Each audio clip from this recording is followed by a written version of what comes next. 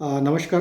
प्राध्यापक डॉक्टर गणेश मोहिते, वल्लभी महाविद्यालय बीड, यशवंतराव चव्हाण महाविद्यालय नांदेड आणि मराठी विभाग व कल्पक विद्यार्थी समूहाच्या वतीने आयोजित परिचय साहित्य संकल्पनांचा या विशेष उपक्रमामध्ये मी आपलं सर्वांचं स्वागत करतो. कालच्या भागामध्ये मराठी कथेच्या अनुषंगाने किंवा कथेच्या अनुषंगाने म्हणजे परिचय साहित्य संकल्पनाचा यामध्ये कथा या संकल्पनेच्या अनुषंगाने मी काही एक मांडणी आपल्यासमोर करण्याचा प्रयत्न केला. आणि ही मांडणी करत असताना मी साधारणतः कथात्मक साहित्याचे असणारे जे विशेष आहेत त्या विशेषाच्या अनुषंगाने चर्चा करण्याचा प्रयत्न केला. आणि विशेषाच्या अनुषंगाने चर्चा करत असताना शेवटी कथा म्हणजे नेमकं काय आणि कथेच्या संदर्भात मराठी कथा लेखकांनी, मराठी कथेच्या अभ्यासकांनी जी मांडणी केलेली आहे किंवा त्यांनी ज्या व्याख्या दिलेल्या आहेत किंवा त्या व्याख्या केलेल्या आहेत ते अर्थातः परिपूर्ण आहेत असं आपण म्हणालो नाही किंवा कोणी म्हणू शकत नाही, परंतु त्याची काही एक मांडणी आपल्यासमोर करण्याचा प्रयत्न कालच्या माझ्या काही विवेचनामध्ये मी केला. आणि आज अर्थात आजचं विवेचनसुद्धा तिथून पुढे मी घेऊन जाणार आहे. म्हणजे मराठी कथेची परंपरा ही जी आहे ही परंपरा जसं आपण पाहत होतो तसं पाश्चात्य कथा लेखकांनी किंवा कथेच्या अभ्यासकांनी ज्या काही कथेच्या संदर्भात काही मांडणी केलेली आहे ती मांडणी पाहून कथेच्या घटकांची चर्चा आजच्या व्याख्यानामध्ये आपण करूया. आणि वेळ मिळाला तर काही उपप्रकारांची चर्चासुद्धा आपण या ठिकाणी करूया. मित्रांनो, काल मी असं म्हणालो होतो की कथा हा सर्वात जुना वाङ्मय प्रकार आहे, तसा कथा हा सर्वात नवीन सुद्धा वाङ्मय प्रकार आहे. कारण आपण पाहिलं की आपल्याकडे मौखिक कथेची परंपरा होती, तशी सगळ्याच लोकसंस्कृतीमध्ये आणि सगळ्याच लोकभाषेमध्ये ही मौखिक कथेची परंपरा आपल्याला आढळून येते. म्हणजे फक्त आपल्या भारतातल्या भाषेमध्ये नाही तर जगभरातल्या भाषेमध्ये ही सगळी लोकसंस्कृतीमध्ये, जगभरातल्या लोकसंस्कृतीमध्ये, लोकभाषेमध्ये आपल्याला मौखिक कथांची परंपरा आढळते. आणि म्हणून तर फ्रान्स बोआस नावाचा मानववंशशास्त्रज्ञ असा म्हणाला होता की प्रत्येक लोकसमूहाची कथा म्हणजे त्या लोकसमूहाची आत्मकथा होय. म्हणजे त्या लोकसमूहाची जी मौखिक कथा असेल किंवा जी लोककथा लिहिली गेली असेल ती कथा त्या लोकसमूहाची ही आत्मकथा ठरते. म्हणून आपल्याला जगभरातल्या लोकसमूहाची जी सगळी सांस्कृतिक बाजू आहे की जी संस्कृती आहे ती संस्कृती आपल्याला कशी कळाली ती अशा पद्धतीनं कथात्मक वाङ्मयातून ती प्रवाहित होत आली आणि पुढच्या पिढीकडे हस्तांतरित होत गेली. म्हणून कथा हा तसा प्राचीन वाङ्मय प्रकार आहे. तसा तो आधुनिक कालखंडाचा विचार केला तर तो नवीनही वाङ्मय प्रकार आहे असं आपल्याला म्हणता येतं. कारण कादंबरीनंतर 100 वर्षानं कथा लिहिली गेली आपल्याकडे किंवा कथा आपल्या इंग्रजी वाङ्मयाच्या परिचयानं कथा आपल्याकडे आली, म्हणून त्याला आपण नवीन वाङ्मय प्रकारसुद्धा म्हणतो, अलीकडचा वाङ्मय प्रकारसुद्धा म्हणतो. असो, परंतु हे सगळं करत असताना मौखिक परंपरेमध्ये जसे आपल्याकडे नीतिकथा, धर्मकथा, रहस्यकथा, अद्भुत कथा, प्राणिकथा, जातक कथा किंवा वेगवेगळ्या आणखीन असंख्य अशा प्रकारच्या कथा आपल्याकडे आपल्या परंपरेत दिसतात. तसे जगभरातल्या वेगवेगळ्या परंपरेत दिसतात. आणि म्हणून आपल्याकडे जी आधुनिक कथा आली ती इंग्रजी वळणानं आली आणि पाश्चात्य देशामध्ये जी कथा लिहिली गेली अर्थात त्या कथेची जी चर्चा झाली त्या कथेच्या संदर्भात जी कथेच्या कलातंत्राची जी मांडणी करण्याचा प्रयत्न झाला त्याची काही एक चर्चा किंवा त्या अभ्यासकांच्या असणारे काही एक व्याख्या मी आपल्यासमोर ठेवणार आहे. म्हणजे मराठीचाच विचार केला तर आपण असं म्हणालो की आपल्याकडे कधी साधारणतः हे गद्य वाङ्मयाची परंपरा आहे तर आपण लीळाचरित्रापासून ती मानतो, परंतु कथनात्मक साहित्याची परंपरा फार प्राचीन काळापासून मानतो. मराठीतला पहिला कथासंग्रह कोणता तर वैजनाथ कलानिधी नावाचा पहिला कथासंग्रह आहे. तो छापला गेला होता 13व्या शतकातला त्याचा काळ असावा. वैजनाथ नावाचा कोणीतरी कथालेखक त्यानं तो लिहून ठेवला होता वगैरे ही सगळी चर्चा आपल्याकडे झालेली आहे. परंतु खऱ्या अर्थानं आधुनिक कथेची जेव्हा चर्चा करतो ती इंग्रजी कालखंडानंतर, अव्वल इंग्रजी कालखंडानंतरच आपल्याकडे ती चर्चा झालेली दिसते.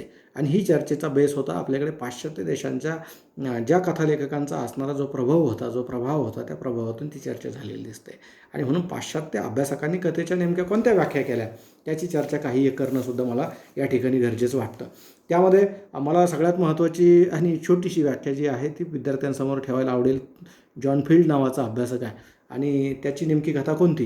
काल मी जसं नासी फडकेंची एक व्याख्या आपल्यासमोर ठेवली की कमीत कमी पात्रे आणि कमीत कमी प्रसंग वापरून थोड्या वेळात परिणामकारक रीतीने सांगितलेली व ऐकणाऱ्याच्या मनावर एकच ठसा उमटविणारी हकीकत म्हणजे लघुकथा होय. ही जी आपण लघुकथा तंत्र आणि मंत्र त्यांच्या पुस्तकामध्ये नासी फडकेंनी केलेली व्याख्या आहे ती व्याख्या जशी पाहिली तशीच जॉन फील्डची एक छोटीशी व्याख्या आहे. जॉन फील्ड काय म्हणतो की फार दीर्घ नसलेली गोष्ट म्हणजे लघुकथा होय. म्हणजे short story, a story is not long असं त्यांनी म्हटलेलं आहे, जी फार छोटी असते, म्हणजे ती फडक्यांच्या कलातंत्राशी जवळ जाणारी छोटी हकीकत जी सांगितली जाते त्याला आपण लघुकथा म्हणतो, असं जॉन फील्डनं म्हटलेलं आहे. आणि म्हणून आपल्याकडे मी म्हटलो कथा विचार जो आधुनिक कालखंडातला आहे तो पाश्चात्य विचारावरती बेतलेला आहे. या व्याख्यावरून आपल्याला ती गोष्ट लक्षात येते. आणि एच जी वेल्स नावाचा दुसरा जो अभ्यासक आहे कथेचा, किंवा तो काय म्हणतो तर अर्ध्या तासात वाचून संपेल अशा गद्य साहित्याला कथा म्हणावं, अशा पद्धतीचा एक त्याने त्याचा अभिप्राय कथेच्या संदर्भात नोंदवलेला आहे. म्हणजे ह्या दोन ज्या व्याख्या आहेत या कथेच्या आकृतिबंधाविषयी बोलताना आपल्याला दिसतात, कथेच्या रूपबंधाविषयी बोलताना दिसतात आणि रूपबंधाची चर्चा करताना दिसतात. म्हणजे काल ज्या कादंबरी आणि कथेच्या सीमाभेदाची चर्चा आपण केली, की कादंबरी हा विस्तृत अवकाशप्राप्त आहे, कादंबरी हा मोठा आहे, कथा मात्र मर्यादित अवकाशामध्ये सामावलेली असते, किंवा तिचा जीव हा छोटासा असतो. म्हणून नेमाड्यांची व्याख्यासुद्धा आपण काल उद्धृत केली, की चिंचोळा भाषिक अवकाशप्राप्त वाङ्मय प्रकार म्हणून नेमाडे त्याकडे पाहतात. त्या पद्धतीनं जॉन फील्डची आणि एच जी वेल्सची व्याख्या आपल्याला पाश्चात्य एकूण कथा अभ्यासामध्ये दिसते. त्यानंतर महत्त्वाचा कथाकार जो आहे, किंवा कथातंत्राचा जन्मदाता ज्याला आपण म्हणू, कलातंत्राचा जन्मदाता ज्याला म्हणू, तो आहे एडगर अलन पो. एडगर अलन पोची व्याख्या महत्त्वाची आहे. आणि एडगर अलन पोपासूनच आधुनिक कथेचा जो पाया आहे तो पाश्चात्य देशामध्ये विस्तारायला सुरुवात झाली. नंतरच्या अनेक कथालेखकावर एडगर अलन पो या पाश्चात्य कथालेखकाचा छाया किंवा प्रभाव आपल्याला स्पष्ट असलेला दिसून येतो. कारण त्याची एक कथा, त्याची एक धाटणी, त्याने निर्माण केलेलं कथातंत्र हेच नंतरच्या काळामध्ये बरंच काळ चर्चेत असलेला आपल्याला दिसतो. हा एडगर अलन पो काय म्हणतो तर एडगर अलन पो असं म्हणतो की कथेत वापरली जाणारे सर्व साधने, योजिलेल्या कुलतृप्त्या वाचकाच्या मनावर एकच एक परिणाम करणाऱ्या असाव्यात. म्हणजे कथेत वापरला जाणारा एकही शब्द असा नसावा की ज्यामुळे या पूर्वनियोजित संस्काराला बाधा येईल. म्हणजे या पद्धतीनं त्याची व्याख्या केलेली आहे की कथेत काय वापरावं, कथेत काय वापरू नये, कथेतलं कलातंत्र कसं असावं. म्हणजे त्याने तंत्राच्या अनुषंगाने आणि कलातंत्राच्या अनुषंगाने कथेच्या संदर्भात काही भाष्य केलं आहे. The short story to achieve a certain unique or single effect in which every word and action. म्हणजे या पद्धतीनं तो गेलेला आहे की त्याने ते एकूण डिझाईन कसं असावं, कथेचं मॉडेल कसं असावं या संदर्भात एडगर अलन पोची जी मांडणी आहे ती मांडणी त्यांनी ती केलेली आहे. आणि मग तो त्याच्या कथेच्या आत्माविष्काराकडे जातो, कथेच्या तंत्राकडे जातो, कथेच्या कलातंत्राकडे जातो, कथेच्या रूपबंधाकडे जातो. त्याची चर्चा एडगर अलन पो यांनी केली आहे. आणि एडगर अलन पो नंतर पाश्चात्य देशामध्ये महत्त्वाचा कथाकार कोण असेल म्हणजे तर तो आहे चेकाव. तर चेकावनं सुद्धा कथेची जी व्याख्या केलेली आहे ती व्याख्या अशी आहे की कथेला सुरुवात व शेवट नसावा आणि एकही अनावश्यक गोष्ट कथेत येता कामा नये. कथेच्या सुरुवातीला भिंतीवर लटकत असलेल्या बंदुकीचे वर्णन लेखकाने केले असेल तर बंदूक चालवलीच गेली पाहिजे. या पद्धतीनं अर्थात हा सगळा मराठी अनुवाद त्याच्या व्याख्याचा. परंतु ही जी गोष्ट आहे की कथेच्या सुरुवातीला कथेमध्ये जर बंदूक ही भिंतीवर लटकलेली असेल तर कथेच्या शेवटपर्यंत ती चालवली गेली पाहिजे. म्हणजे हा कथातंत्राच्या संदर्भामध्ये चेकाव जो बोलतो तो कथातंत्राच्या संदर्भात होतो की कथा ही किती परिणामकारक असली पाहिजे, कथा ही किती वाचकाला खिळवून ठेवणारी असली पाहिजे, आणि कथा ही कशी एका सूत्रामध्ये विशिष्ट संघटन सूत्रामध्ये बांधली गेलेली असली पाहिजे. या पद्धतीचं भाष्य चेकाव हा महत्त्वाचा कथाकार करताना दिसतो. याउलट एल्ड्री सेझविक नावाचा दुसरा जो अभ्यासक आहे कथेचा तो काय म्हणतो, त्याची भूमिका अशी आहे की कथेची सुरुवात व शेवट ही म्हणजे त्याचं वाक्य सांगतो की कथेची सुरुवात व शेवट ही सुरुवात महत्त्वाची गोष्ट आहे. काय तर सुरुवात आणि शेवट. म्हणजे आपल्या फडकेंनी जी व्याख्या केलेली आहे की कथे कशी असली, कमीत कमी पात्र असले पाहिजे, कमीत कमी प्रसंग असले पाहिजे आणि थोड्या वेळात परिणामकारक रीतीने सांगितलेली ऐकणाऱ्याच्या मनावर ठसा उमटवणारी असली पाहिजे, अशी हकीकत असली पाहिजे, किंवा तिला आपण लघुकथा म्हणू. तसं हा सुद्धा जो एल्ड्री सेझविक आहे हा काय म्हणतो, कथेमध्ये काय महत्त्वाचं आहे तर कथेमध्ये त्याची सुरुवात आणि सुरुवात परिणामकारक असली पाहिजे आणि शेवटसुद्धा परिणामकारक असला पाहिजे. ते सुरुवात, उकल, निर्गाठ हे जे तंत्र आहे फडकेंच्या कथालेखनाचं कुठंतरी आपल्याला त्याच्याशी जवळ जाणारी ही व्याख्या आपल्याला दिसून येते. आणि म्हणून पाश्चात्य देशामध्ये या काही अभ्यासकांनी अनेक अभ्यासक आहेत, परंतु या मोजक्या म्हणजे वेगवेगळ्या भिन्न प्रवृत्तीच्या ज्या अभ्यासकांनी मांडलेल्या ज्या व्याख्या आहेत त्या मी या संदर्भात आपल्यासमोर ठेवले आणि त्याची चर्चा केली. अर्थात पाश्चात्य देशामध्ये आपल्याला कथेचे जे योग दिसतात, कथेची जी चर्चा झालेली दिसते. एडगर ॲलन पोची कथा असेल, हा कथातंत्राचा उगम याच्या कथेपासून झाला. त्यानंतर आपल्याला माहिती आहे की गोगोल हा जो आहे तो रशियामध्ये, त्याने एडगर ॲलन पोला छेद देणारी कथा लिहिली. त्याने सामाजिक सामाजिक वास्तव मांडणारी महत्त्वाची कथा त्याने लिहिली. त्याचा असणारा काही प्रभाव नंतरच्या काळातल्या कथाकारावर झालेला आपल्याला दिसून येतो.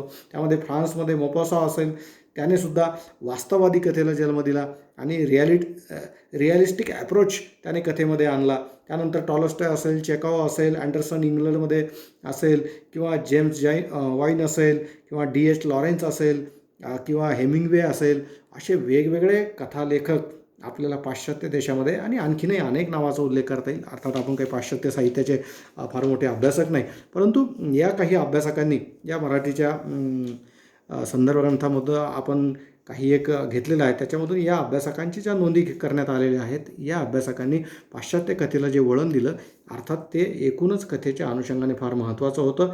आणि या सगळ्या कथाकारांचा काही एक परिणाम जगभरातल्या विविध भाषेतील साहित्यावरती झाला आणि त्याच्यातून मग कथेचं तंत्र कसं असावं, कथा कशी लिहिली जावी, कथेमध्ये वास्तववाद कसा आणावा, किंवा कथेमध्ये कलातंत्र कसं आणावं, या पद्धतीने कथेमध्ये रिअलिस्टिक अप्रोचच्या संदर्भात येणारी कथा, कथेमधला निसर्गवाद, टॉलस्टॉयची कथा वेगळी आहे, H.D. लॉरेन्स यांची कथा वेगळी आहे, चेकॉवची कथा वेगळी आहे, मोपासाची कथा वेगळी आहे, किंवा एडगर ॲलन पोची ही सुरुवातीची कथा वेगळी आहे.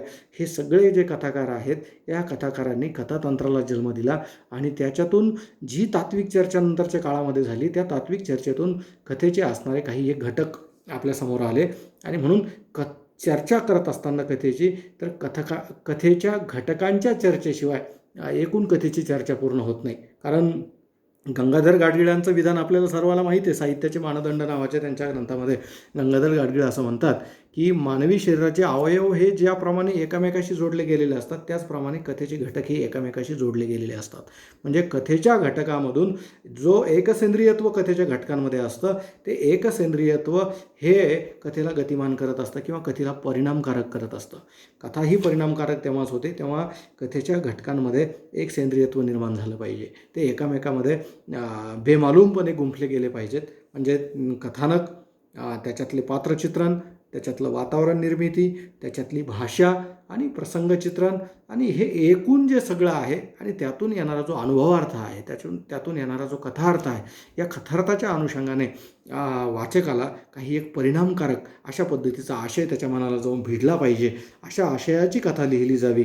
आणि म्हणून मी सुरुवातीला मराठी अभ्यासकांनी, म्हणजे इंदुमती शेवडे असतील, कमल देसाई असेल, भालचंद्र नेमाडे असेल, किंवा नासी फडके असेल, या महत्त्वाच्या 4-5 अभ्यासकांच्या ज्या व्याख्या आहेत त्या वेगवेगळ्या प्रवृत्तीच्या, भिन्न प्रवृत्तीच्या असल्यामुळे त्या आपल्यासमोर ठेवल्या. आणि त्यानंतर पाश्चात्य देशामध्ये चेकॉवची व्याख्या असेल, एडगर ॲलन पो सुरुवातीच्या कथाकाराची व्याख्या असेल, रस्किलची व्याख्या असेल, आणि यांना नेमकं कथेविषयी काय वाटतं, जॉनची व्याख्या असेल, या काही व्याख्या आपल्यासमोर ठेवल्या. आणि यानंतर आपण असणाऱ्या कथेच्या घटकाकडे आपण जाऊयात. कारण कथेचे घटक आपल्याला कथेचे घटक जर आपण चर्चा केली तर कथेच्या घटकानंतर आपल्याला कथा हा वाङ्मय प्रकार अधिक प्रभावीपणे समजून घ्यायला मदत होते. किंवा कथा नेमकं कशाला म्हणायचं, कथा ही संकल्पना नेमकी कशी म्हणायची, तर त्या अनुषंगाने आपल्याला पुढे काही चर्चा करता येते. आणि म्हणून अशा कथात्म अनुभवाची अर्थपूर्ण संघटना, अशा आशयाचं विधान काल मी इंदुमती शेवड्यांचं जे उद्धृत केलं होतं, त्याच्या पाठीमागचा बेसच काय येतो, तर ते कथेच्या घटकाच्या अनुषंगाने बोलतात. कथात्म अनुभव अर्थपूर्ण संघटना आपण केव्हा तयार होते, तर कथेचे घटक हे जेव्हा एकामेकामध्ये बेमालूमपणे ते मिश्रित होतात, किंवा त्याचं मिश्रण होतं, किंवा त्याचं एकजीव ते जेव्हा होतात, तेव्हा ती कथा ही परिणामकारक होते, किंवा मग त्याला आपल्याला कथा म्हणता येतं. म्हणून कथेच्या घटकाच्या अनुषंगाने चर्चा करणं किंवा कथेचे घटक हे समजून घेणं हे फार महत्त्वाचं आहे. म्हणून पुढच्या काही वेळामध्ये आपण आता कथेच्या घटकाच्या अनुषंगाने चर्चा करूयात. अर्थात काल कथात्मक साहित्याचे विशेष पाहत असताना सुद्धा आपल्याला एक गोष्ट लक्षात येते की कादंबरीचे आणि कथेचे घटक हे सारखेच आहे. म्हणजे कथेचे घटक कुठले, तर कथेचे घटक हे कथानक, व्यक्तिचित्रण, वातावरण, लेखकाचा असणारा काही एक दृष्टिकोन, ज्याला आपण घटक म्हणणार नाही, परंतु तो एक दृष्टिकोन महत्त्वाचाच आहे, तो नाकारून चालत नाही. म्हणून वातावरण असेल, निवेदन असेल, भाषा असेल, कथानक, व्यक्तिचित्रण, वातावरण, निवेदन, भाषा हे कथा आणि कादंबरीचे म्हणजे एकूणच कथात्मक साहित्याचे महत्त्वाचे घटक आहे. तर यामध्ये साधारणतः आपल्याला कथानकाची चर्चा सुरुवातीला करावं लागेल. आणि काल आपण असं म्हणालो की कथानक हा मूलभूत अशा स्वरूपाचा कथेचा घटक आहे. कारण कथानकाशिवाय कथा अस्तित्वात येऊ शकत नाही. आणि अनुभव हा जो वाचकाला प्रतीत होत असतो, तो अनुभव कथानकाच्या माध्यमातून होत असतो. कारण कथानक हे वाचकाला खिळवून ठेवत असतं. वाचकाला ते कथानकानं ज्या पद्धतीनं गती घेतलेली असते त्या पद्धतीनं वाचक त्या कथानकामध्ये गुंतत जातो. आणि म्हणून कथानक आणि पात्रचित्रण याच्या पुन्हा तत्त्वचर्चेमध्ये आपल्याला जायचं नाही, परंतु ढोबळमाने विद्यार्थ्यांना कथानक म्हणजे नेमकं काय तर हे समजलं पाहिजे. म्हणून त्या अर्थानं काही सोपी मांडणी आपण या ठिकाणी करूया. तर कथानक म्हणजे काय, तर कथेमध्ये जे कल्पित वास्तव निर्माण झालेलं असतं किंवा जे विश्व निर्माण केलेलं असतं, कथाकारानं जे कल्पित विश्व निर्माण केलेलं असतं, तो जो काही एक प्रतिसमाज कथेतून आपल्यासमोर उभा केलेला असतो किंवा एखादी घटना आपल्यासमोर जी उभा केलेली असते तर तो जो सगळा भाग आहे तो किंवा ज्यातून आपल्याला अनुभव प्रतीत होत असतो, तर तो जो सगळा भाग आहे त्याला आपण कथानक म्हणतो. म्हणजे कथानक ही जी गोष्ट आहे, तर काल मी असं म्हणालो होतो की कार्यकारण भाव, कलात्मक अनुभव आणि म्हणजे कार्यकारण भाव आणि कालानुक्रम या तत्वाच्या आधारे जी संघटना किंवा घटनांची जी संघटना निर्माण होते त्याला आपण कथानक म्हणतो. आणि हे कथानक गतिशील असलं पाहिजे वगैरे असं आपण काल म्हणालो होतो. कारण कथानक हे शेवटी एक तंत्र आहे आणि हे तंत्र आहे आणि ते तंत्र वापरूनच कथा निर्माण होते. आणि त्या नवनिर्मितीतून म्हणजे त्या कथानकाच्या नवनिर्मितीतून एक असणारी हकीकत, एक असणारी गोष्ट आपल्याला सांगितली जाते. परंतु त्याचा बेस असतो कथानक. त्याचं जे तो जो परिणाम असतो, आपल्या वाचकाच्या मनावर जो परिणाम करणारी जी काही एक वस्तू कथेतून साकारलेली असते ती कथानकाच्या माध्यमातून झालेली असते. आणि म्हणून घटना आणि प्रसंग या दोघांना कालानुक्रमानुसार म्हणजे काळानुसार घटनांची मी कालही त्याची चर्चा केली होती. घटनांची अदलाबदल करून लेखकाला पाहिजे त्या पद्धती म्हणजे निसर्गातही तो घटना मांडू शकतो किंवा त्याच्या आशयानुरूप त्याच्या आशयसूत्रानुसार तो घटनांची अदलाबदल करून सुद्धा त्याच्यातून एक सौंदर्य निर्माण करून किंवा कलाकुसर करून किंवा कलादृष्ट्या त्याला आवश्यक असणाऱ्या तंत्राचा वापर करून तो घटनांची एक शृंखला, एक संघटना निर्माण करतो, प्रसंगाची एक संघटना निर्माण करतो, त्याची एक गुंफण करतो आणि त्या गुंफणीतून जे सगळं समोर येतं त्याला आपण कथानक म्हणतो.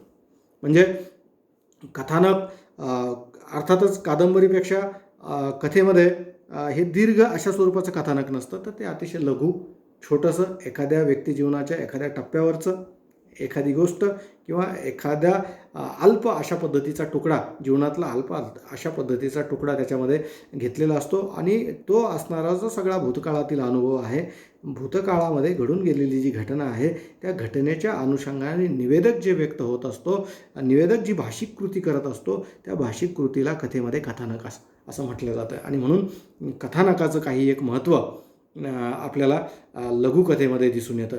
आणि या लघुकथेमध्ये जे कथानक असतं, या कथानकामध्ये विषय असतो, आशय असतो, काही एक मूल्यविचार दडलेला असतो आणि कथानकच वाचकाला समाजभान देण्याचं काम करत असतं.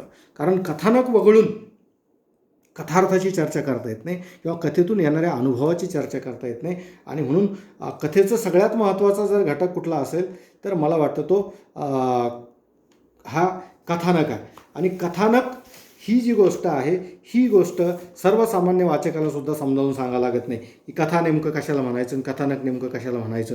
आणि म्हणून कथानक घडत असताना त्या कथानकामध्ये जी पात्र असतात ती पात्रच कथानक घडवत असतात किंवा त्या पात्राच्या माध्यमातून कथालेखक काय करत असतो, कथेला गतिमान करत असतो किंवा त्या कथानकाला गतिमान करत असतो. काही पात्र घटना निर्मितीमध्ये सहभागी असतात, काही निर्मित घटनामध्ये पात्र असतात आणि ती पात्र त्या कथेला रन करत असतात किंवा पुढे घेऊन जात असतात, त्याला गती देत असतात. आणि म्हणून पात्राच्या चलनवलनावरून, पात्राच्या स्वभावावरून, पात्राच्या वागण्यावरून, पात्राच्या स्वभावधर्मावरून आणि पात्राच्या चित्रणावरून सुद्धा कथानक हे गतिमान होत असतं, कथानक हे पुढे जात असतं. म्हणून पात्राचे स्वभावविशेष, पात्राचा स्वभावधर्म, पात्राच्या अनुषंगाने घडून आलेल्या घटना या सगळ्या परस्पर संबंधातून कथेमध्ये ज्याला आकार मिळतो, ज्याला आकार मिळतो ते कथानक असतं. आणि म्हणून कथानक हा अतिशय महत्त्वाचा अशा पद्धतीचा घटक असल्याला आपल्याला दिसून येतो. त्याचबरोबर त्याच्या पाठीमागे लेखकाचा काही एक हेतू असतो. म्हणजे कथानक असंच तो निर्माण करत नाही. त्याला काही एक सांगायचं असतं, त्याला काही एक बोलायचं असतं, त्याला काही एक म्हणायचं असतं आणि त्याला काहीतरी एक विचार वाचकांना द्यायचा असतो. आणि त्या अनुषंगाने त्याचा असणारा जो विचार आहे तो विचार तो कथानकातून प्रकट करत असतो. तो विचार कथानकातून तो मांडत असतो. आणि म्हणून तो मूल्यविचार जो आहे, तो त्याचा दृष्टिकोन जो आहे, तो त्याची मूल्यदृष्टी जी आहे, त्या मूल्यदृष्टीला वाचकाला प्रतीत करण्याचं कामसुद्धा कथानकातून होत असतं. कथाभाग ज्याला आपण म्हणू, म्हणजे आपल्याकडे कथन परंपराच होती. आपल्याकडे कीर्तनातून कथा सांगितली जाते, आपल्याकडून प्रवचनातून कथा सांगितली जाते. आपल्याकडे कथन परंपराच एवढ्या मोठ्या प्रमाणात म्हणजे विस्तारलेली आहे किंवा इतकी मोठी होती की कथनात्मकता जी आहे ती कथनात्मकता किंवा ती कथाभाग आपल्याकडे समजून घेणं, म्हणजे आपल्याकडे ते मूलभूतच आवड त्याची आहे किंवा जगभरातल्या लोकसंस्कृतीमध्ये जी आवड आहे असं आपण जे पूर्वी म्हणालो त्याचं कारणच आहे की कथानक म्हणजे नेमकं काय हे वेगळं लोकांना समजावून सांगावं लागत नाही. विद्यार्थ्यांनासुद्धा फार ते वेगळं समजावून सांगावं लागत नाही. आणि तात्विक चर्चेमध्ये आपल्याला कथानकाच्या व्याख्या काय, कथानकाची तंत्र काय वगैरे वगैरे याच्यात जायचं नाही. तर कथेमधून गतिशील असणारा घटक वाचकांना जो परिणामकारकता देतो, वाचकांच्या मनामध्ये जो आशय पोहोचवतो त्याला आपण कथानक म्हणतो. अशा ढोबळमानाने आपल्याला कथेच्या या महत्त्वाच्या घटकाची चर्चा करता येते. म्हणून कथानक हा पहिला घटक अतिशय महत्त्वाचा आहे असं मला या ठिकाणी म्हणायचं आहे. दुसरा जो घटक आहे तो आहे अर्थात व्यक्तिचित्रण, ज्याला आपण पात्र म्हणतो.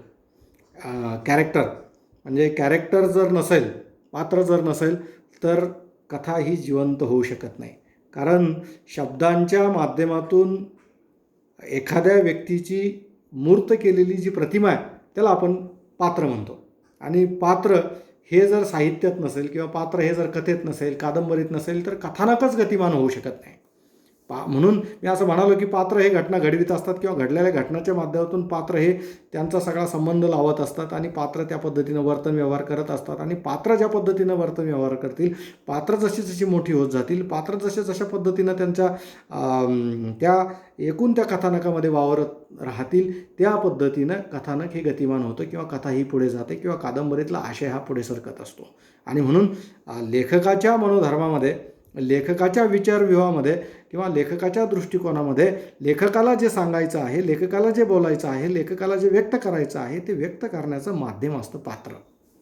आणि हे पात्र लेखक आपल्या अमूर्त असणाऱ्या, त्याच्या मनामध्ये चाललेल्या, त्याच्या मनोविश्वामध्ये घडलेल्या घटना आणि त्या घटनेच्या माध्यमातून त्या घटनेला अभिव्यक्त करण्यासाठी, त्या घटनेला मांडण्यासाठी त्याला हुबेहूब अशा पद्धतीचं जे स्वभाव दर्शन करून, हुबेहूब अशा पद्धतीचं वृत्ती असणारा एक शाब्दिक प्रतिमा निर्माण करून त्या प्रतिमेमध्ये काही विशेष स्वभाव धर्म टाकणं, काही विशेष स्वभाव धर्माचे गुणधर्म त्याच्यामध्ये टाकणं आणि त्याच्यातून एक व्यक्तिचित्र निर्माण करणं, त्याच्यातून एक चित्र निर्माण करणं, एक आकृती निर्माण करणं आणि त्या आकृतीला परिणामकारकरित्या व्यक्ती जीवनातल्या असणाऱ्या सगळ्या कसोट्यावरती उभा करणं, त्याला आपण पात्रनिर्मिती म्हणतो. आणि म्हणून कथेमध्ये सुद्धा जर व्यक्तिचित्रण नसेल तर कथा ही जिवंत वाटू शकत नाही. म्हणून प्रत्यक्ष जीवनातील प्रत्यक्ष व्यक्तींची हुबेहूब आकृती ही आपल्याला कथेमध्ये, कादंबरीमध्ये पाहायला मिळते. आणि कॅरेक्टरच्या अनुषंगाने सुद्धा, या सगळ्या पात्रांच्या अनुषंगाने सुद्धा तात्विक चर्चा भरपूर झालेली आहे. पात्र कशी असली पाहिजे, पात्र कशी असतात, पात्रांचा स्वभाव कसा असला पाहिजे, पात्रांचं निवेदन कसं झालं पाहिजे, पात्राच्या प्रकृती कशा असल्या पाहिजे आणि त्याच्यावरून सुद्धा समीक्षा व्यवहारामध्ये वेगवेगळ्या प्रकारच्या चर्चा झालेल्या आहेत. त्याच्यावरून कथेची जातकुळी ठरते, त्याच्यावरून कथेचा पोत कळतो, त्याच्यावरून कथा लेखकाच्या मूल्यदृष्टीच्या चर्चा होतात. म्हणजे पात्र हे अतिशय महत्त्वाचं आहे. पात्राची कृती ही अतिशय महत्त्वाची आहे. कथेमध्ये तर पात्र ही अल्प असतात, पात्र ही छोटीशी असतात, पात्र कमी असतात. कमी पात्रामध्ये सुद्धा परिणामकारकरित्या कथेला परिणाम साधायचा असल्यानंतर त्या पात्राच्या भोवती घडलेल्या घटना किंवा पात्रांकडून घडलेल्या घटना आणि यातून पात्राचा एक स्वभाव धर्म, पात्राच्या क्रिया प्रतिक्रिया, पात्राचं असणारं काही एक चिंतन, पात्राचा असणारा मूल्यविचार हा कथेमधून येत असतो. म्हणून कथेमधला सगळ्यात प्रभावी कथानकानंतरचा कोणता घटक असेल तर तो आहे पात्र. म्हणून कथानकात विशिष्ट कृती करण्यासाठी पात्रयोजना केलेली असते आणि लेखक त्या माध्यमातून पात्रयोजना करून त्याला हवी असणारी कृती त्याच्याकडून करून घेत असतो. त्याला पात्रांना जिवंत करत असतो आणि पात्रांना वेगवेगळ्या प्रकारचे स्वभाव तो देत असतो. वेगवेगळ्या प्रवृत्तीमध्ये पात्रांना तो बंदिस्त करत असतो आणि त्याला पाहिजे त्या पद्धतीचा आशय व्यक्त करण्यासाठी त्या पात्रांचं चलनवलन तो करत असतो. म्हणून कथेमध्ये पात्र पात्र जे आहे ते सुद्धा फार महत्त्वाचं आहे आणि म्हणून व्यक्तिचित्रणाच्या अनुषंगाने कोणी काय म्हटलं वगैरे या भानगडीत आपण पडत नाही किंवा तसा वेळही आपल्याकडे नाही. 25 मिनिटं या ठिकाणी झालेलं आहे. परंतु कथानक आणि पात्र किंवा व्यक्तिचित्रण ज्याला आपण म्हणतो, व्यक्तिरेखा ज्याला म्हणतो, ही 2 घटकंसुद्धा महत्त्वाची आहे. त्याबरोबर तिसरा घटक जो आहे तो आहे वातावरण. वातावरण हा सुद्धा संरचनेचा एक भाग आहे. कथेची निर्मिती करत असताना कथेमध्ये आलेलं जे वातावरण आहे, ज्याला कथेचा पार्श्वभाग ज्याला आपण म्हणू, पृष्ठभूमी ज्याला म्हणू, कारण ज्या पृष्ठभूमीवरती कथानक घडणार आहे, ज्या पृष्ठभूमीवरती म्हणजे कथानक उभा राहणार आहे, कथानकाचा विकास होणार आहे, त्याच्या पाठीमागे त्या कथानकाच्या विकासामध्ये त्याला पूरक असणारं वातावरण निर्माण करणं हे लेखकाचं कौशल्य असतं. म्हणजे शेतकऱ्यांच्या प्रश्नाच्या संदर्भात मांडणी करत असताना निसर्ग आणि निसर्गातल्या असणाऱ्या सगळ्या घटना हे सगळं सांगत असताना त्याला अनुरूप असणारं वातावरण जर कथेमध्ये आलं नाही, म्हणजे शेतकऱ्याच्या संदर्भात बोलत असताना त्याच्या पाठीमागे महानगरातलं वातावरण जर येत असेल किंवा मराठवाड्यातला कथालिहितकार मराठवाड्याच्या पार्श्वभूमीवर जर कथा लिहित असेल, मराठवाड्याच्या शेतकऱ्याच्या प्रश्नावरती कथा लिहित असेल आणि वातावरण निर्मिती करत असताना मात्र कोकणचा समुद्रकिनारा जर पाठीमागे येत असेल किंवा गोव्याचा समुद्रकिनारा जर पाठीमागे येत असेल तर त्या पद्धतीची वातावरण निर्मिती ही पोषक ठरू शकत नाही किंवा कथेला गतिमान करू शकत नाही, कथानकाला गतिमान करू शकत नाही. म्हणून साजेचं वातावरण निर्माण करणे हे सुद्धा कथालेखकाचं फार मोठं कौशल्य असतं आणि ते स्थळकाळाच्या संदर्भामध्ये असतं. म्हणून त्यांचा जो सिद्धांत आहे देशकाल परिस्थितीचा, समाजशास्त्राच्या दृष्टीने आपण जेव्हा विचार करतो, सामाजिक जीवनाच्या दृष्टीने जेव्हा विचार करतो, तेव्हा मला वाटतं की वातावरण निर्मिती हा सगळ्यात महत्त्वाचा घटक कथा आणि कादंबरीमधला आहे. कारण वातावरण निर्मिती जर प्रभावी नसेल तर वाचक गुंतून राहत नाही आणि वाचकाला त्याच्यामध्ये असणाऱ्या वाचकाच्या जाणीवा जर विकसित झालेल्या असल्या तर त्याला वातावरणाच्या आणि लेखकाच्या धारणेचा, लेखकाच्या दृष्टिकोनाचा, लेखकाने दिलेल्या मूल्यविचाराचा आणि त्याने निर्माण केलेल्या कथानकाचा जो सगळा भाग आहे, कथा भाग आहे, तो सुटासुटा वाटायला लागतो. कारण जिथं पात्र वावरतं, पात्र जिथं व्यवहार करतं, पात्राचा वर्तन व्यवहार जिथं घडतो, त्याच्या पाठीमागची पार्श्वभूमी ही त्याला समांतर असली पाहिजे, त्याला अनुरूप असली पाहिजे आणि त्याच्यावरती ते पात्र हे उठून दिसतं किंवा तो कथानक अधिक प्रभावीपणे वाचकाच्या मनाचे परिणामकारकता साधतं असं आपल्याला म्हणता येईल. म्हणून वातावरण हा जो सगळा घटक आहे तो घटनाप्रसंगाच्या अनुषंगाने जरी येत असला, व्यक्तीच्या जडणघडणीच्या अनुषंगाने येत असला, पात्रांच्या जडणघडणीच्या अनुषंगाने येत असला तरीसुद्धा वातावरण निर्मिती हे एक कौशल्य आपल्याला म्हणता येईल आणि हे कौशल्य जे आहे हे विशिष्ट स्थळकाळाच्या चौकटीशी मर्यादित आपल्याला ते लागू पडतं आणि म्हणून ग्रामीण कथा, स्त्रीवादी कथा, दलित कथा किंवा निसर्ग कथा, रहस्य कथा, गूढ कथा, अद्भुत कथा, G.A. कुलकर्णींच्या कथा जर आपण घेतलं तर G.A. कुलकर्णींच्या कथेचं वातावरणच माणसाला भरून टाकतं किंवा आपण अलीकडच्या कथालेखकांचं घेतलं तर अलीकडच्या जागतिकीकरणानंतरच्या कथाकारांच्या कथेतलं जर वातावरण घेतलं तर हे वातावरण सगळं अंगावर येतं, अलीकडचा काळ सगळा माणसाच्या अंगावर येतो आणि मग अशा वेगवेगळ्या पद्धतीचं जे वातावरण आहे ते वातावरण जे असतं ते कथेला ते पूरक असलं पाहिजे, कथानकाला पूरक असलं पाहिजे आणि त्या व्यक्तीच्या विकासामध्ये, त्या पात्रांच्या विकासामध्ये त्याचा महत्त्वाचा सहभाग असला पाहिजे. तेव्हा अनुरूप वातावरण निर्मिती आणि स्थलकालाशी संबंधित स्थलकालाला न्याय देणारं वातावरण निर्माण करणे हे सुद्धा महत्त्वाचं अशा पद्धतीचं कार्य कथालेखकाचं असतं आणि म्हणून वातावरण निर्मिती हा सुद्धा कथेचा महत्त्वाचा घटक असल्याचं आपल्याला दिसून येतं. त्यानंतर आणखीन एक महत्त्वाचा घटक आहे कथेचा, तो म्हणजे निवेदन. आपल्याला सर्वांना माहिती आहे की मी कथात्मक साहित्याच्या विशेषांची चर्चा करत असताना सुद्धा असं म्हणालो की निवेदनात्मकता आणि कथनात्मकता हे 2 महत्त्वाचे विशेष आपल्याला कथात्मक साहित्याच्या चर्चेत घ्यावे लागतात. याशिवाय तुम्ही कथात्मक साहित्याची चर्चाच करू शकत नाही. आणि निवेदन करणं, मांडणी करणं आणि निवेदनाच्या माध्यमातून व्यक्त होणं, म्हणजे ते पात्राच्या माध्यमातून व्यक्त व्हा की तुम्ही लेखकाच्या एकूण मांडणी करत असताना तुम्ही प्रथम पुरुषी करा, तृतीय पुरुषी करा, म्हणजे तुम्ही निवेदनाचे कोणते फॉर्म वापरता, रूपबंध कोणता वापरता आणि रूपबंधाला साजेसं निवेदन कसं करता, हे कथा भागामध्ये फार महत्त्वाचं असतं. म्हणून निवेदन हा सुद्धा अतिशय प्रभावी अशा पद्धतीचा घटक आपल्याला आहे. निवेदन म्हणजे काय तर त्या घडत जाणाऱ्या गोष्टीचं निवेदन करत जाणं, त्या घटनांचं निवेदन करणं, त्या घटनांच्या शृंखलांचं निवेदन करणं, त्या निवेदनाला विकसित करीत जाणं, म्हणजे त्या कथेला विकसित करत जाणं. म्हणून कथन हा पर्यायी शब्द आपण त्याला वापरतो. कथन करणे म्हणजे कथेकरी जो असतो, कथक जो असतो, तो कथेकरी जो असतो, तो कथेकरी या कथेमध्ये फार महत्त्वाचा असतो, कथानकामध्ये महत्त्वाचा असतो. म्हणजे तो सांगत असतो, सातत्यानं बोलत असतो, तो सूचित करत असतो, तो मांडत असतो, तो अभिप्राय देत असतो, तो भाष्य करत असतो. मग तो सामाजिकदृष्ट्या भाष्य करतो, म्हणजे तो समाजचिंतन प्रकट करतो, निवेदक समाजचिंतन प्रकट करतो, तो सांस्कृतिक चिंतन प्रकट करतो, राजकीय चिंतन प्रकट करतो, तो धार्मिक सामूहिक सगळ्या जबाबदाऱ्यांबद्दल चिंतन प्रकट करत असतो. म्हणून निवेदकाचं असणारं चिंतन आपल्याकडे आपण असं म्हणू शकतो की ते लेखकाचं चिंतन असतं. म्हणून तुम्ही निवेदनाच्या कोणत्या कसोट्या वापरता हा भाग अलहिदा, तो वेगळा आहे. परंतु निवेदन जर नसेल तर कथा ही जिवंत होऊ शकत नाही, कथात्मक साहित्य जिवंत होऊ शकत नाही. म्हणून जितकं प्रभावी निवेदन आपण असं म्हणतो बोलताना की अमुक अमुक कथेनं, अमुक अमुक कादंबरीनं, मी काल बोलताना मरण स्वस्थ होत आहे बाबुराव बागुलांच्या कथेचा किंवा त्या कथासंग्रहाचा उल्लेख केला. अर्थात मला ते बोलत असताना त्या कॉन्टॅक्टमध्ये जेव्हा मी जात चुरली होती या कथासंग्रहाच्या शीर्षकाचा उल्लेख करायचा होता, पण चुकून मी मरण स्वस्थ होत आहे असं म्हणालो. जेव्हा मी जात चोरली होती ही कथा जेव्हा पाहतो, त्या कथेतलं निवेदन जेव्हा पाहतो, तेव्हा एकूण या सगळ्या तथाकथित असणाऱ्या आपल्या वर्णवादी व्यवस्थेचं, जातीवादी व्यवस्थेचं जी चिरफाड निवेदकांनी केलेली आहे ती सगळी अंगावर येणारी आहे, ती सगळी आपल्याला सोलून काढणारी आहे. आणि म्हणून निवेदन हे अतिशय महत्त्वाचं असतं. निवेदन हे अतिशय व्यवस्थित कथेला पुढे घेऊन जात असतात. निवेदनाच्या पद्धती आहे, प्रथम पुरुषी निवेदन करा, तृतीय पुरुषी निवेदन करा. म्हणजे एखादं पात्र निवेदन करत असेल तर ते प्रथम पुरुषी होतं, किंवा पात्राच्या व्यतिरिक्त बाहेरचा व्यक्ती जर निवेदन करत असेल तर ते तृतीय पुरुषी निवेदन होतं. अर्थात तो कथा लेखनाचं किंवा ते कादंबरी लेखनाचं तंत्र आहे. परंतु हे तंत्र कशा पद्धतीनं वापरले आहे, ते तंत्र कशा पद्धतीनं विकसित झालेलं आहे, आणि ते तंत्र किती समरसपणे त्या कथानकाला पुढे घेऊन जात असताना वाचकांना गुंतवून ठेवतं, किती समग्रपणे ते जीवन भाष्य करतं, हे फार महत्त्वाचं असतं. म्हणून निवेदन हे कथेमधलं अतिशय महत्त्वाचं अशा पद्धतीचं एक घटक असल्याला आपल्याला पाहायला मिळतं.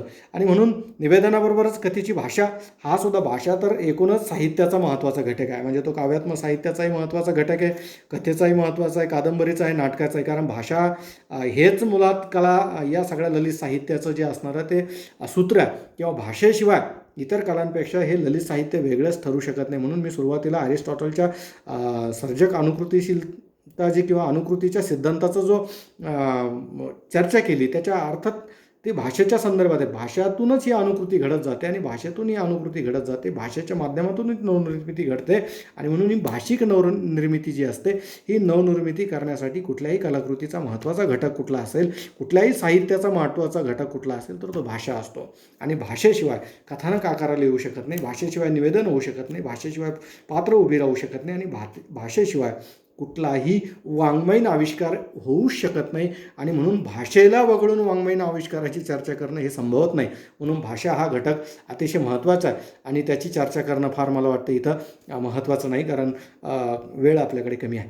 त्यानंतर आपण कथेच्या एकूण याच्यामध्ये लेखकाचा दृष्टिकोनाची सुद्धा चर्चा खरं म्हणजे केली पाहिजे. लेखकाच्या दृष्टिकोनाची चर्चा करत असताना कथा निर्मितीमध्ये लेखकाचा दृष्टिकोन महत्त्वाचा असतो.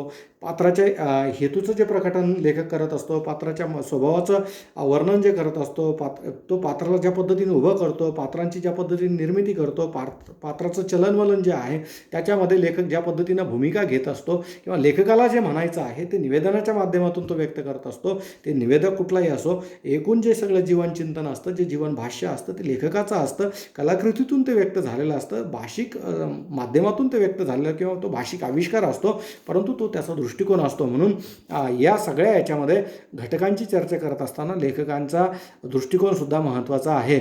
आणि या दृष्टिकोनाची चर्चा करताना कथेचे घटक म्हणून आपण कथानक, निवेदन, व्यक्तिचित्रण आणि भाषा या प्रमुख घटकांची आपण या ठिकाणी चर्चा केली आहे. आणि पुढे जात असताना काही ढोबळमानाने कथेचे जे प्रकार पडले त्या कथेच्या प्रकाराची काही एक चर्चा करून मी खरं म्हणजे थांबणार आहे. कारण मराठी कथेची परंपरा बोलायचं म्हटलं की अजून एक भाग करावा लागेल. कारण हरिभाऊ आपटेंपासून दिवाकर कृष्ण, वामनराव चोरघडे, तिथून तर नासी फडकेपासून नवकथेपर्यंत, नवकथेपासून तर आजच्या कथेपर्यंत हा एक वेगळा विस्तृत अशा पद्धतीचा तो सगळा विषय आहे. तो वाङ्मयीन इतिहासाकडे जातो. परंतु कथेच्या प्रकाराची चर्चा करून थांबू, ते विद्यार्थ्यांसाठी महत्त्वाचं आहे. आपल्याला कथेचे प्रकार करत असताना विषयानुसार, स्वरूपानुसार, आशयानुसार आणि साहित्याप्रमाणे करता येतील. म्हणजे विषयानुसार आपण कसे करूयात कथेचे प्रकार, तर ऐतिहासिक कथा, पौराणिक कथा, अद्भुतरम्य कथा, विज्ञान कथा आणि सामाजिक कथा असं आपल्याला म्हणता येईल. आणि त्यानुसार स्वरूपावर जर केली तर आपण स्फुट कथा, म्हणजे हरिभाऊंच्या स्फुट गोष्टी असं आपण म्हणतो की नाही, तर हरिभाऊंची जी स्फुट कथा आहे किंवा नासी फडकेंची लघुकथा म्हणजे स्वरूपानुसार ती स्फुट असू शकते. दीर्घकथा जी आहे, दीर्घकथासुद्धा आसाराम लोमटेंचं मी उल्लेख का करतो, मी इडापिडो टळोचा एमफिलचा अभ्यास केलेला आहे. आणि हे करत असताना 6च कथेमध्ये त्या 6च कथा त्या एकूण त्या कथासंग्रहामध्ये आणि अतिशय दीर्घ अशा पल्ल्याच्या त्या कथा आहेत. म्हणजे दीर्घकथेची परंपरा तशी आपल्याकडे कमी आहे, परंतु दीर्घकथा हा सुद्धा कथेचा एक प्रकार असू शकतो. रूपक कथासुद्धा आपल्याकडे लिहिल्या गेलेल्या आहेत. लघुकथा आपल्याकडे नासी फडकेंनी ते लिहिलेल्या आहेत. आणि स्फुट कथेचा सुद्धा आपल्याकडे प्रकार आहे. आणि त्यानंतर आहे अलग कथा. म्हणजे आशयानुसार जेव्हा आपण कथेच्या प्रकारांचं वर्गीकरण करतो तेव्हा गूढ कथा म्हणजे जी ए कुलकर्णींची कथा ज्याला आपण म्हणतो इस्किलार, या कथेचा आपण उल्लेख करूयात. किंवा मग भयकथा, रहस्यकथा. रहस्यकथा तर आपल्याकडे मौखिक परंपरेतून आपल्याकडे चालत आलेले. त्यानंतर विनोदी कथा म्हणजे चि.वी. जोशींच्या उल्लेख करायला काही हरकत नाही आपल्याला की चि.वी. जोशींचं जे सगळं चिमणरावांचं बंड वगैरे जेव्हा हे विनोदी कथालेखन आपण पाहतो तर त्या विनोदी कथा. नीतिकथा म्हणजे आपल्याकडे मला वाटतं वामो जोशी यांच्या जशा नीतितत्व प्रधान चर्चा करणाऱ्या कादंबऱ्या आहेत, त्याच्या काही कथा यांचासुद्धा आपल्या मराठीमध्ये नीतिकथांच्या अनुषंगाने जातात. बोधकथा असेल, कौटुंबिक कथा असतील, याला आशयानुसार आपल्याला म्हणजे कथेतून प्रतीत होणारा जो आशय आहे त्यावरून त्या कथेचा प्रकार आपल्याला ठरवता येतो. कथेचं स्वरूप जे आहे छोटं, दीर्घ, लहान, मोठं, मध्यम यावरून आपल्याला ते कथेचा प्रकार ठरवता येतो. आणि कथेमधून जो विषय हाताळलेला आहे म्हणजे कथेमध्ये जर पौराणिक हा विषय पौराणिक पातळीवर कथा जात असेल, पौराणिक प्राचीन काळावरती ती बोलत असेल तर ती पौराणिक ठरते. समकालीन अनुषंगाने बोलत असेल तर ती वास्तववादी कथा ठरते. म्हणजे अलीकडे वास्तववादी कथा लिहिल्या जातात. तर या सगळ्या अद्भुतरम्य कथा असतील, सामाजिक कथा असतील, सामाजिक विषयावरची काळ तर मोठा कठीण आला ही सामाजिक विषयावरची कथा आपण हरिभाऊंच्या कथेची चर्चा करतो. त्यानंतर दलित ग्रामीण स्त्रीवादी प्रवाहामधल्या सगळ्या सामाजिक आशय असणाऱ्या कथा ज्या आहेत त्याचीसुद्धा आपण चर्चा करतो. त्यानंतर साहित्याप्रमाणे सुद्धा मी जे म्हणालो की ग्रामीण, दलित, स्त्रीवादी हे जे साहित्यातले महत्त्वाचे प्रवाह आहेत नंतरच्या काळातले 1960 नंतर ही जी प्रवाह आपल्या साहित्यामध्ये आले, या साहित्य प्रवाहामध्ये सुद्धा आपल्याला वेगळ्या प्रकारची कथा लिहिलेली दिसते. म्हणून त्याला आपण साहित्य प्रवाहानुसार